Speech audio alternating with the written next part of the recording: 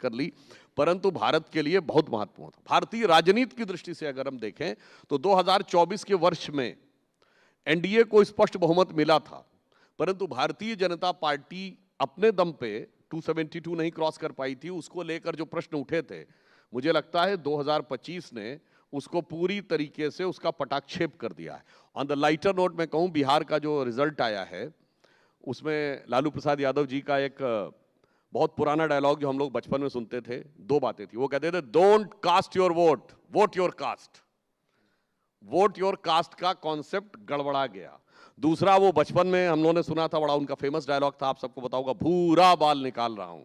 4 जातियों का नाम था, भूरा बाल साफ कर रहा हूं।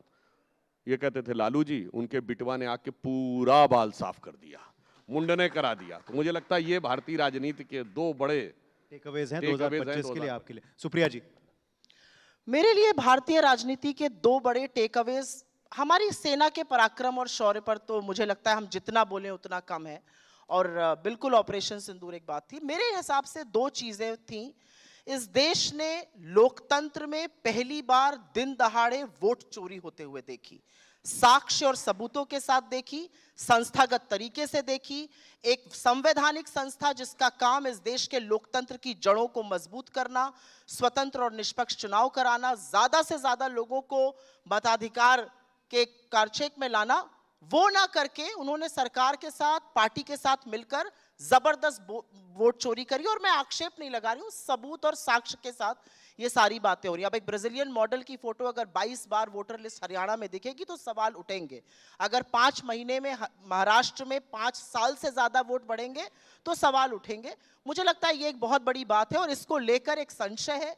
जिस तरह से, और भाई आदरणीय प्रधानमंत्री जी, उन्हीं की शब्दों का प्रयोग करती हूं, कनपट्टी पर कट्टा रखकर जिस तरह से एसआईआर कराया जा रहा है और 40 के करीब बीएलओ की मौत हो चुकी है, उस पर चर्चा होनी चाहिए। मुझे लगता है ये बहुत बड़ी बात थी। हमारे देश में निष्पक्ष और स्वतंत्र चुनाव हमारे देश के मजबूत लोकतंत्र की पहचान थे। आज उस पर संशय है, ये एक गंभीर विषय, इस पर चर्चा होनी चाहिए। और साल अंत होते होते जो असल चेहरा भारतीय जनता पार्टी का सामने आया है, और ये बहुत बड़ा मुद्दा है, आज पार्लियामेंट, कल सुधांशु जी डिस्कस करेंगे, आज लोकसभा डिस्कस कर रहा है। मनरेगा से ना सिर्फ महात्मा